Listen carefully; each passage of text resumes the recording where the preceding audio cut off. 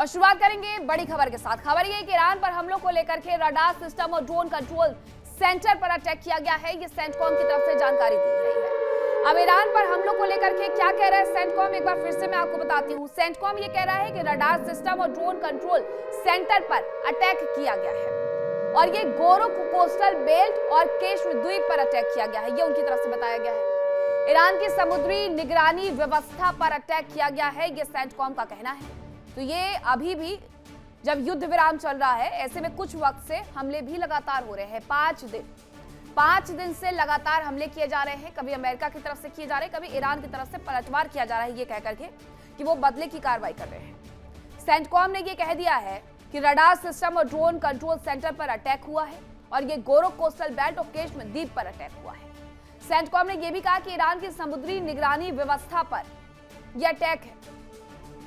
ये कोई पहला अटैक नहीं है, इसके पहले भी उन्होंने कई सारे अटैक ये कह करके किए थे कि हॉर्मुज के अंदर दरअसल कार्य किया जा रहा था ईरान की तरफ से, इसलिए हमने ये अटैक किया है।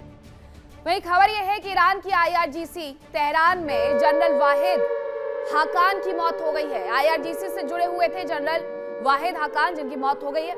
सैटेलाइट प्रोजेक्ट की जिम्मेदारी संभाल रहे थे। जनरल हाकान की मौत पर अभी तक हालांकि कोई भी आधिकारिक बयान नहीं आया है, लेकिन इसके साथ साथ सवाल बड़े खड़े हो गए हैं।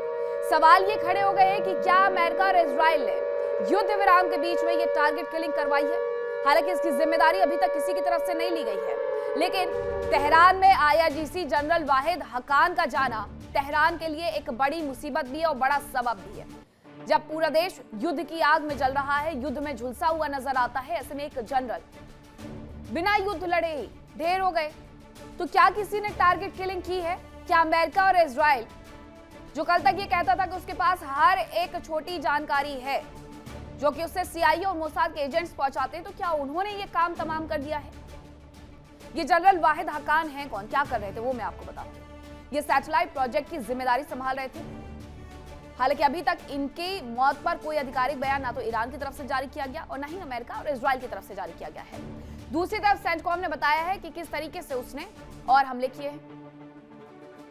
तो ये पूरी स्थिति बनी हुई है क्योंकि ईरान में जो सबसे ताकतवर है वो IRGC ही है। राजधानी तेहरान में IRGC कमांडर की मौत हो गई, जिससे बड़े सवाल खड़े हो गए हैं कि कहीं उनकी मौत कोई साजिश तो नहीं है। आखिर ऐसा कहा क्यों जा रहा है, वो मैं आपको जरा बता देती हूँ। दरअसल जो IRGC कमांडर थे जनरल वाहिद हकान, उनके मारे जाने की खबरें आई और सैटेलाइट कॉन्ट्रैक्ट की जिम्मेदारी हकान की तरफ से संभाली जा रही थी। और ये बहुत लंबे वक्त बाद हुआ है कि युद्ध विराम के बीच में किसी की हत्या कर दी गई। सैटेलाइट कॉन्ट्रैक्ट्स की जिम्मेदारी संभाल रहे थे हकान। हालांकि ये अभी तक स्पष्ट नहीं हुआ है कि किसने मारा। IRIB और IRGC से जुड़े कॉन्ट्रैक्ट्स का जिम्मा उनके पास था। बेहद ही महत्वपूर्ण व्यक्ति थे इस लिहाज से कि जब पूरा देश युद्ध लड़ रहा है, युद्ध में है, तो ऐसे में सैटेलाइट कैसे संभालना है। अब IRGC कमांडर की मौत तो हो गई है, लेकिन इन सब के बीच में क्या मोसाद और CIA इन्वॉल्व था, इसको लेकर के कोई जानकारी नहीं है। लेकिन ये सैटेलाइट कॉन्ट्रैक्ट्स आखिरकार अहम क्यों है, उसके बारे में मैं आपको बताऊंगी, जिसकी जिम्मेदारी हकान के पास थी। IRGC को एक बड़ा धक्का लगा है हकान के जाने से, और वाहिद हकान उनके लिए बहुत ही महत्वपूर्ण व्यक्ति थे जो इस पूरे युद्ध में हर चीज को कंट्रोल करते हुए नजर आ रहे थे। IRGC कमांडर थे, सैटेलाइट कॉन्ट्रैक्ट की जिम्मेदारी थी। IRGC के लिए ये कॉन्ट्रैक्ट्स अहम थे और अब इसकी वजह से कहीं ना कहीं मुसीबतों का सामना जरूर से तेहरान को करना होगा। तेहरान को कोई एक नया चेहरा लेकर के आना होगा, लेकिन इन सब के बीच में अभी तक ये स्पष्ट नहीं हुआ है कि आखिरकार किसने उन्हें मारा है या क्या हुआ है।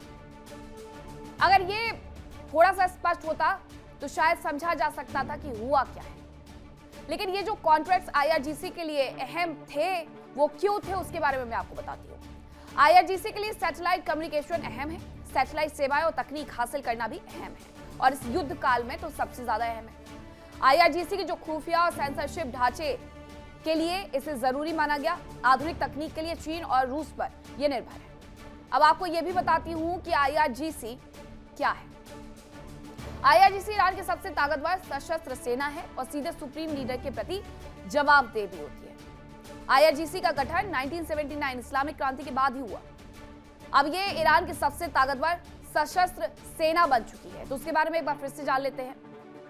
दरअसल ये सीधे सुप्रीम लीडर के प्रति जवाबदेह होती है और उन्हें ही रिपोर्ट करती है, और अभी भी यही हो रहा है। मुस्तफा खामनेई अगर किसी से संपर्क कर रहे हैं तो IRGC से, इसके अलावा किसी से भी नहीं। आयतुल्लाह खोमैनी के आदेश पर 1979 यानी 1979 में इसकी स्थापना हुई। ईरान के इस्लामिक शासन की रक्षा इसका मेन उद्देश्य है। देखिए इंडिया डेली 24/7 अब आपकी स्मार्ट टीवी पर। इंडिया डेली मौजूद है सभी डिजिटल प्लेटफॉर्म पर लाइव और लगातार। इंडिया डेली 24/7 हर दिन राष्ट्र को समर्पित।